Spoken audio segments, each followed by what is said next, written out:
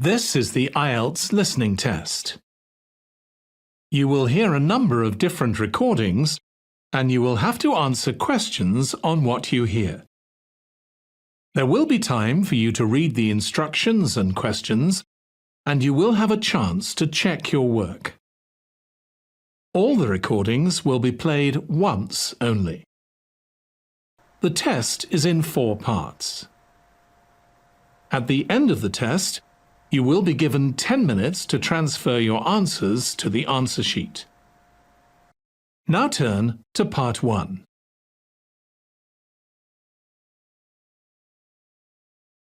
Part 1. You will hear a conversation between Harry and Andrea, 2 students who have just finished their final exams. First, you have some time to look at questions 1 to 5.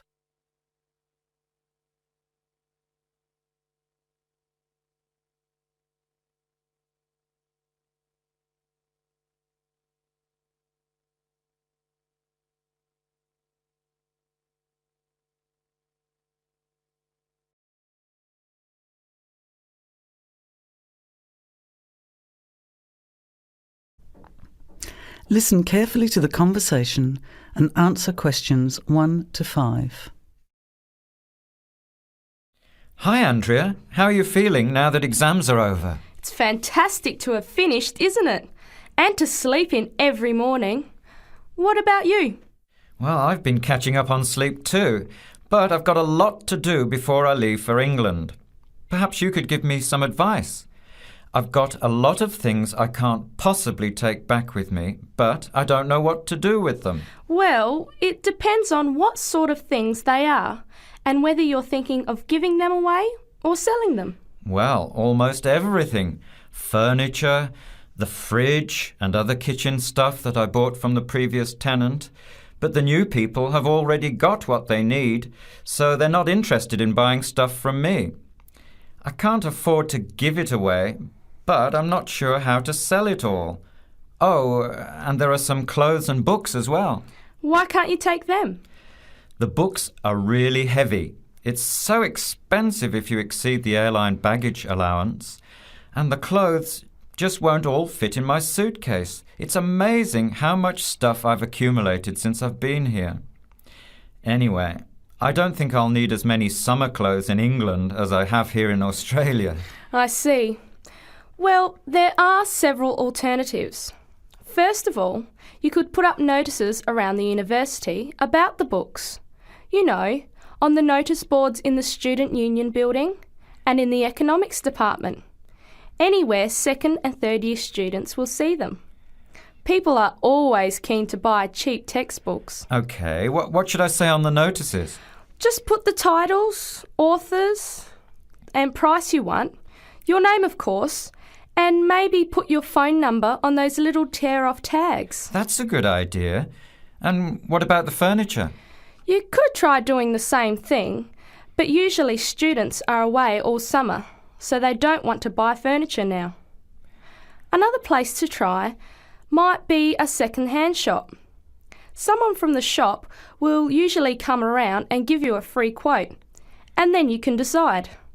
But you don't usually get much money for that sort of stuff. Before you hear the rest of the conversation, you have some time to look at questions 6 to 10.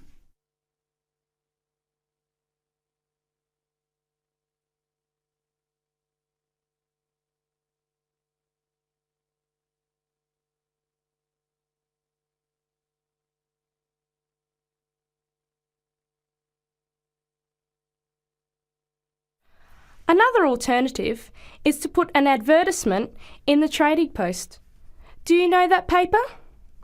It comes out every week advertising things people want to sell. You have to pay to put the advert in and then hope people phone. Give them as much information as possible, and if they're interested, invite them to come and have a look. The hard part is agreeing on a price. No, I haven't seen the Trading Post. But I should have a look at it, and I could advertise the fridge, the microwave and the furniture. But the kitchen stuff isn't really that good. You know, old cutlery, a few pots and pans and some plates and things. What shall I do with them? Well, another option is to donate the kitchen things to a charity shop. You know, like the Salvation Army or St. Vincent de Paul. Why don't you get a second-hand shop to give you a quote first? Yes, I could do that. Find out how much they'll give me and then decide whether to sell them or give them away. But I've still got the clothes. A charity shop will take them too, as long as they're in good condition. And even though you don't get any money, at least you know that someone who really deserves some help has benefited. That's a good point. I'll advertise the expensive stuff, the furniture, and donate the clothes and kitchen stuff. Let's go and buy a trading post and you can help me write the advert. Well, actually, I'm interested in buying the fridge and the microwave, depending on the price, of course. OK, let's see how good you are at bargaining.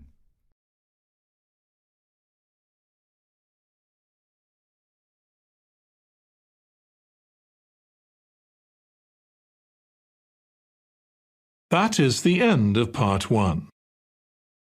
You now have 1 minute to check your answers to part 1.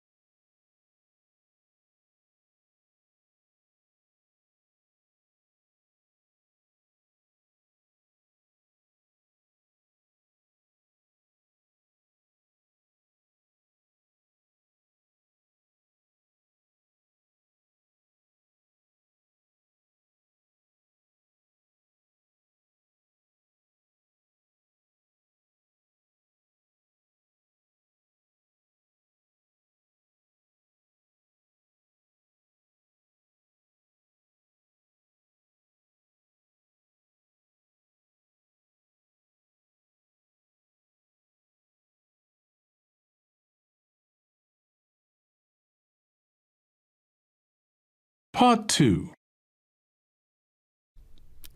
You will hear a phone conversation giving information about a health and fitness centre. Before you hear the talk, you have some time to look at questions 11 to 16.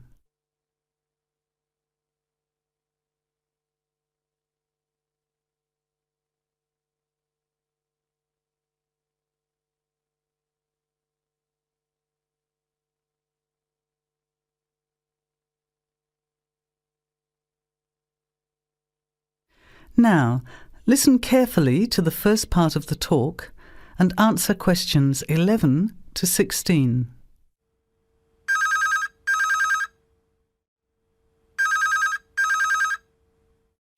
Hello? Hello, is that Ms. Heidi Jones?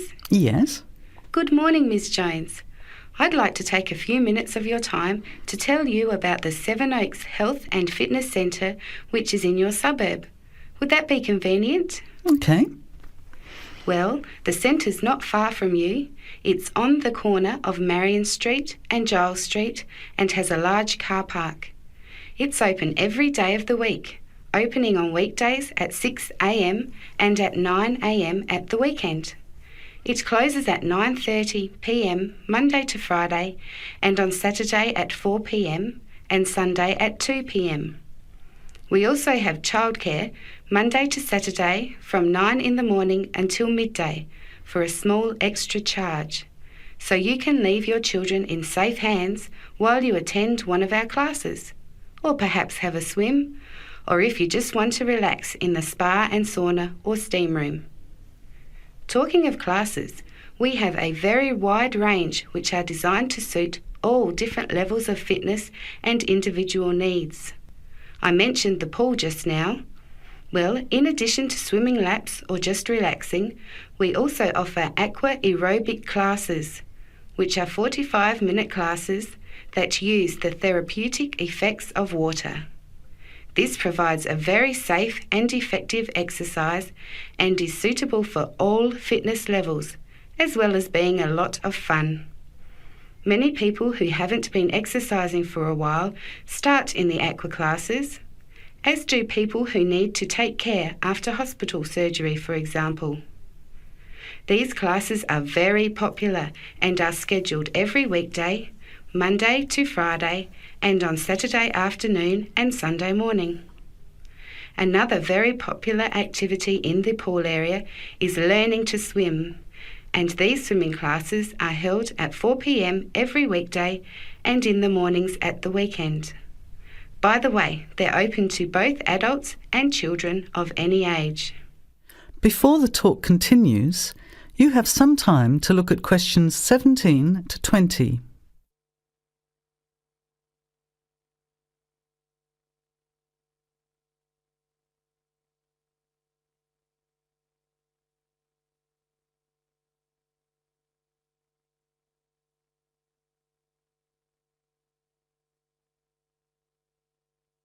Now, as the talk continues, answer questions 17 to 20.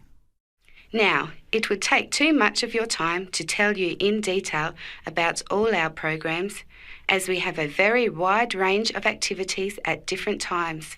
However, I'll just outline some of them. Our super circuit classes are extremely popular, and you get a good aerobic workout while toning your muscles. They're easy to learn, as you combine using hydraulic equipment with exercises guaranteed to give you a good cardio workout. The teachers are very good and there's a fun atmosphere. And the classes are very effective in assisting weight loss, relieving stress, lowering blood pressure and generally increasing fitness. Oh, and I haven't mentioned our range of aerobic and step classes of different types which suit all levels. Our specially designed aerobics room holds over 55 people, and our highly qualified and trained staff can advise you as to which class might suit you. We are inviting you to a free 1-week trial period when you can come and try any of the classes or activities before you make the decision to join. By the way, there is also a large and very well-equipped gym where we offer free fitness assessments, and you can have an individual program designed just for you. Also, the cardiovascular room has the latest range of machines which help you burn fat, increase your fitness, or just warm up. They're very popular, as you can forget all about the calorie burning by watching your favourite music videos on TV while you exercise. Right now we have a very special new member joining fee offer, which allows 2 memberships for the price of 1, a real bargain. So if you can, bring along a friend who'd like to get fit as well in time for summer. Come along and try us out. You can meet the staff. Try out some of the classes for a week, absolutely free.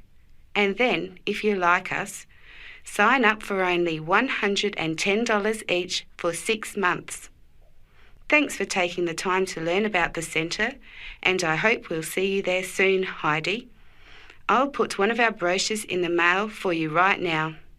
Bye for now.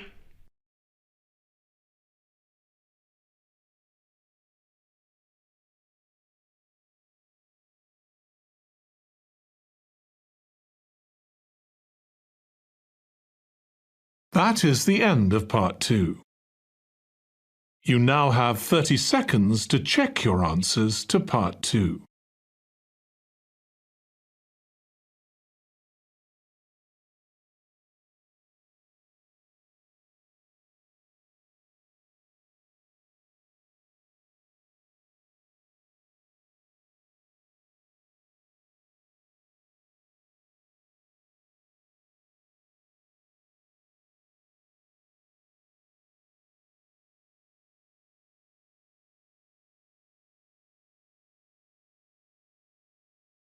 Part 3.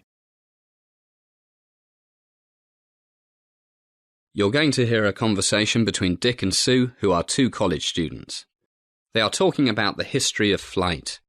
First, listen to the first part of the conversation and answer questions 21 to 25.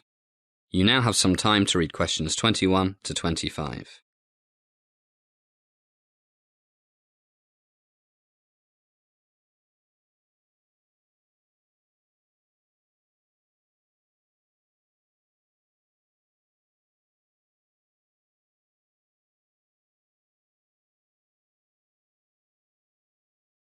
Hi, Sue.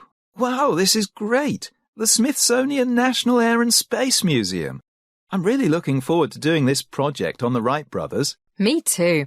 My dad was an Air Force pilot, always talking about the Wright brothers.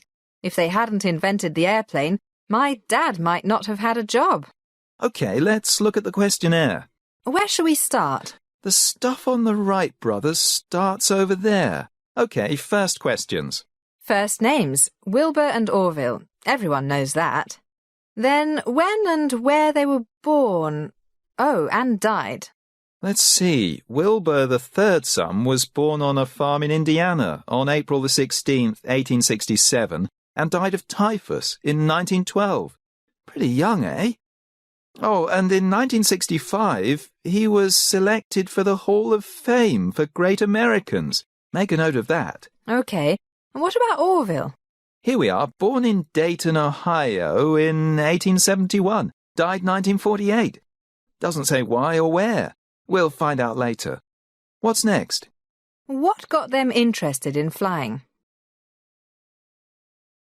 As the conversation continues, please answer questions 26 to 30.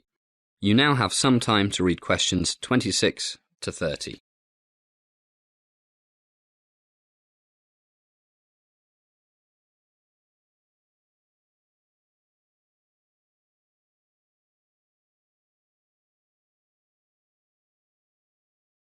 It says here that their dad used to buy them lots of toys, and one was like a helicopter.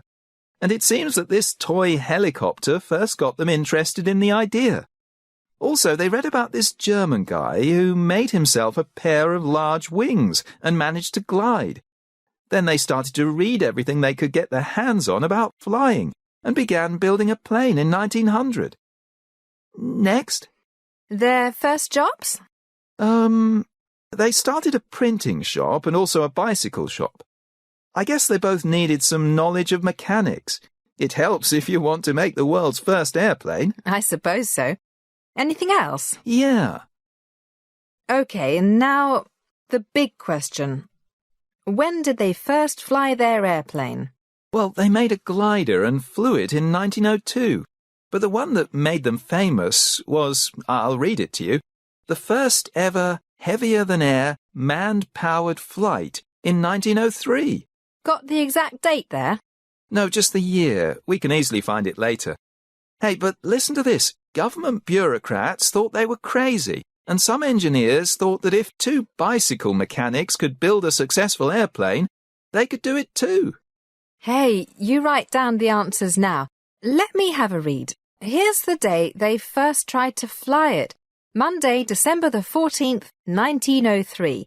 They tossed a coin and decided that Wilbur would take the first turn as pilot. And the plane weighed 600 pounds. He started off but turned the rudder too sharply and the left wing hit the hillside. So they repaired it and Orville tried again on Thursday, December the 17th, 1903. So that was the big day. Yeah. The flight wasn't much, 12 seconds, 120 feet. I'll read what it says. But it was the first controlled, sustained flight in a heavier-than-air craft, one of the great moments of the century. And on their third flight that day, Wilbur flew 852 feet in 59 seconds. OK, time for a coffee.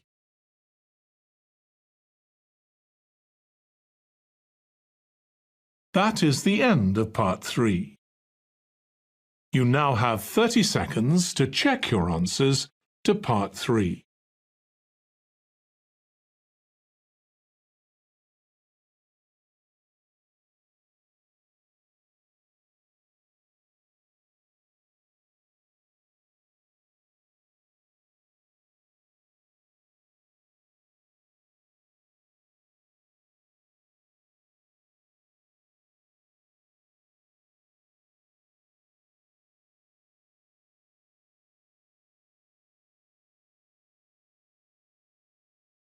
Part 4. You're going to hear a talk about ecological functions of forests. You now have some time to read questions 31 to 40.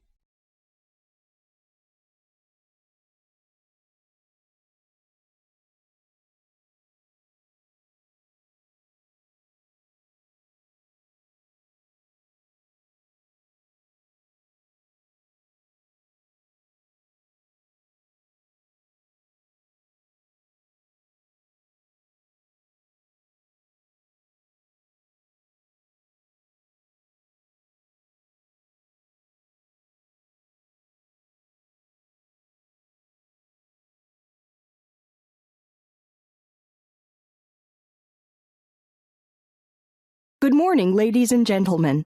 First, I would like to say how happy I am to have this opportunity to address this committee and hopefully contribute to our country's policy in respect to the importation and use of wood and wood products. I will start with a brief introduction to the current situation of the world's forests, and then give you an overview of the various services that forests provide. By services, I mean benefits to people as well as wildlife. Until recent years, these services have been greatly undervalued. The rate of deforestation worldwide is astounding. The Rainforest Action Network estimated in 1999 that 2.4 acres, that's 1 hectare, about the size of 2 football fields, was being lost not every day or every hour, but every second. An area larger than New York City every day. Or 31 million hectares a year, an area larger than Poland. Despite the efforts of environmental groups and concerned people all over the world, the rate of deforestation has increased in recent years. The results of global deforestation are far-reaching. It means the loss of habitat for numerous species of plants and animals. It is a major factor in the warnings from scientists worldwide that, if mankind does not change how we treat our planet, 50% of species could be extinct by the middle of this century. I am sure you all know what this loss of biodiversity would mean for us humans. The loss of genetic resources would seriously threaten our food security.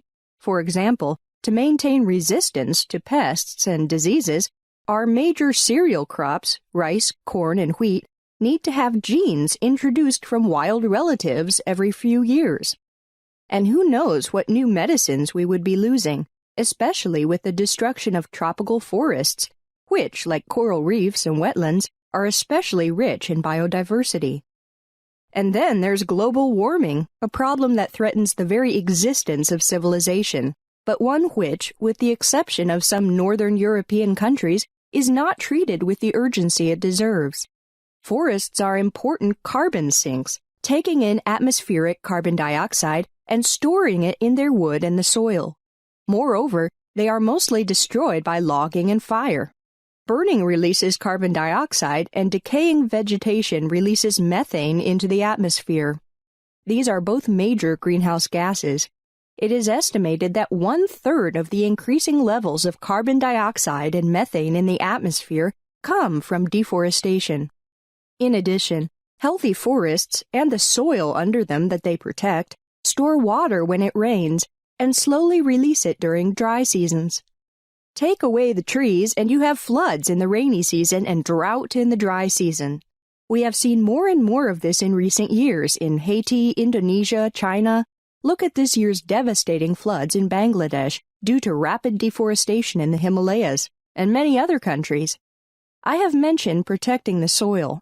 Most of the landslides that killed hundreds of people and destroyed thousands of houses during the hurricane that hit Haiti this year would probably not have happened if virtually all of Haiti's forests had not been cut down for fuel.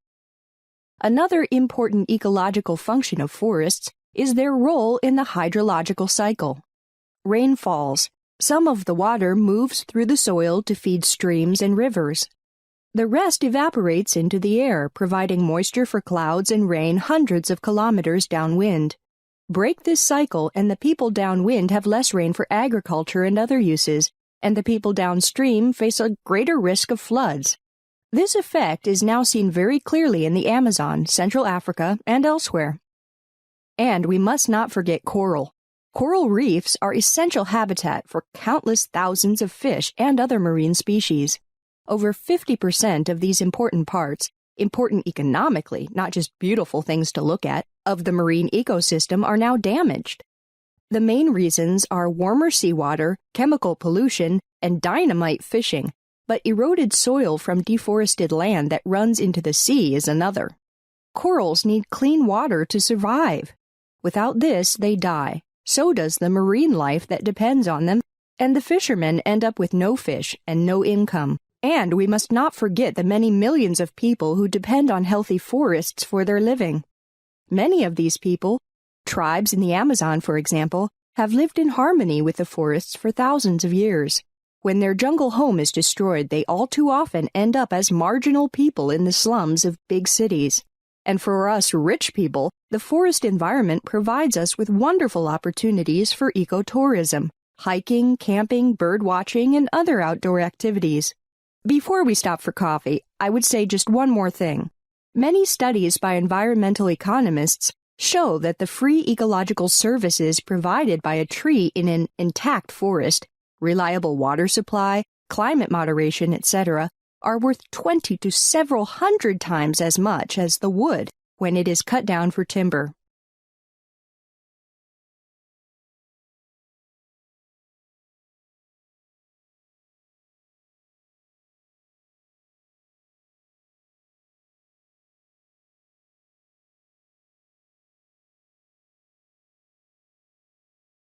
That is the end of Part 4. You now have 1 minute to check your answers to Part 4.